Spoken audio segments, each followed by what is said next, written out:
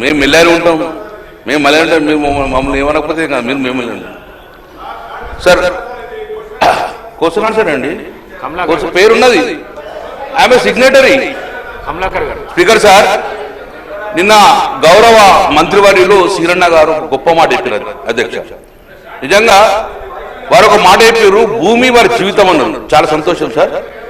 ఈ రోజు పాలశంకర్ గారు చెప్పిన దాంట్లో పూర్తిగా ఎక్కిపోయి దయచేసి సీరన్న కరుణంగా తీసుకోవాలి అధ్యక్ష.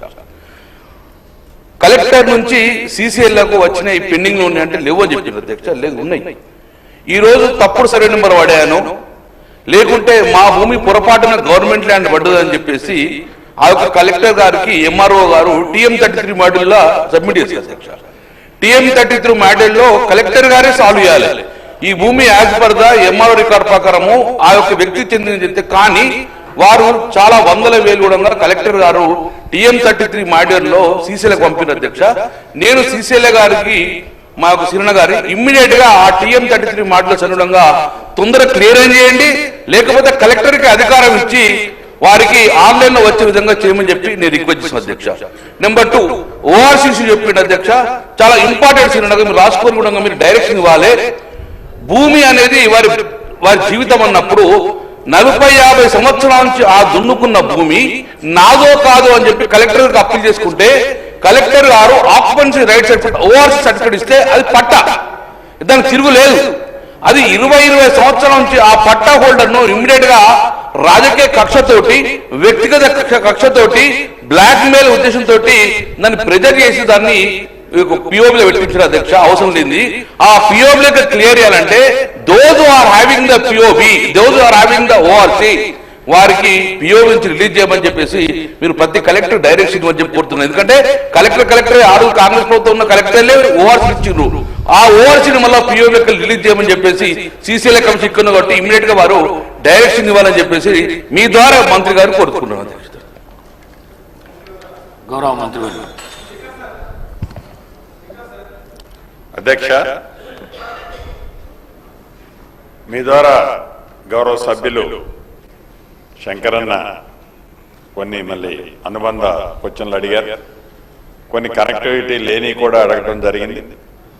వారు ఏవైతే అడిగారో, ఏదైతే మాట్లాడారో అవన్నీ కూడా నగ్న సత్యాలు, యథార్థం. ఏదైతే నిన్న ధరణికి సంబంధించిన అంశం దాంట్లో 2020 ROR చట్టాన్ని ప్రక్షాళన చేసి ధరణిని ప్రక్షాళన చేసే బిల్లుని అసెంబ్లీలో తమ సమక్షంలో ప్రవేశపెట్టి దాని మీద సుమారుగా 1 గంట 20 నిమిషాలు సుదీర్ఘంగా నేను మాట్లాడటం జరిగింది.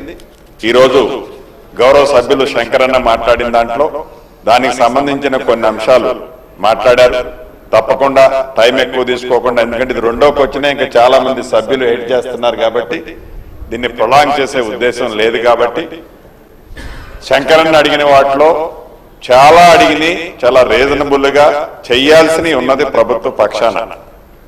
ఏదైతే గత ప్రభుత్వం అని అనక తప్పటం లేదు కాబట్టి గత ప్రభుత్వం అని అంటున్నాను.